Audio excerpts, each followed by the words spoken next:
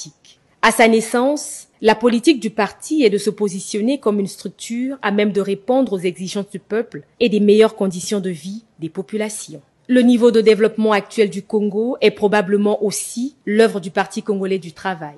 Mais au regard du nombre d'années au pouvoir, une certaine opinion constate un paradoxe entre les pouvoirs que détient le PCT et l'état actuel du pays. Et l'on voit un manque de volonté politique, sinon une démission du grand parti. Il n'a qu'à voir le site internet du PCT, www.pct.cg, pour s'en rendre compte.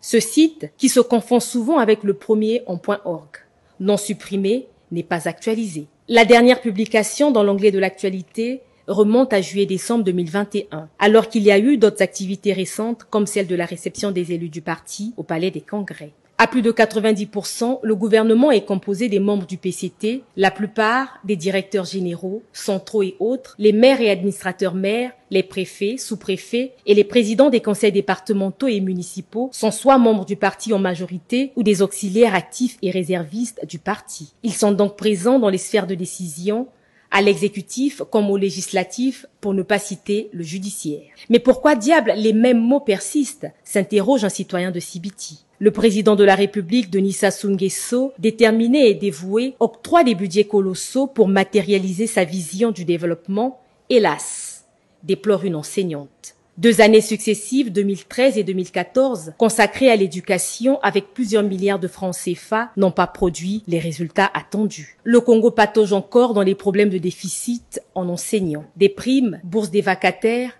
manque d'écoles dans plusieurs localités, manque d'enseignants de qualité, manque de tables-bancs. Que dire du secteur de la santé? Le CHU est un beau tableau qui nous renseigne mieux. L'eau et l'électricité, en 20 ans voire 30 ans, le Congo peine à offrir aux populations une eau de qualité, une électricité stable. Le niveau de vie des citoyens, les conditions de vie, la liste est longue. Le secrétaire général du PCT, Pierre Moussa, insiste sur une politique axée sur les résultats. Il le rappelle dans son mot publié sur le site du parti. Sa préoccupation, c'est le développement du pays, donc les intérêts du peuple. Pourtant, ces décisions semblent être vaines jusqu'à ce jour, alors que celles et ceux qui mettent en musique la politique de développement du pays sont en majorité membres de ce parti. Le Parti congolais du travail se préoccupe-t-il toujours des besoins de la population? Qu'est-ce qui explique l'enrichissement du jour au lendemain de plusieurs cadres, les députés et ministres qui vivent dans l'opulence au détriment du peuple? Le PCT serait-il à bout de souffle? Serait-il dans l'incapacité de supporter le poids du Congo? Ou a-t-il cessé de vivre pour le peuple, rien que pour le peuple? Ce parti serait devenu un lieu de refuge pour certains fraudeurs, corrompus, qui échapperaient à la justice. Juste Bernardin Gavé, l'ancien premier secrétaire de la force montante congolaise, a interpellé son parti sur cet aspect en 2019 lors du dernier congrès ordinaire du parti. Le paradoxe PCT paraît profond.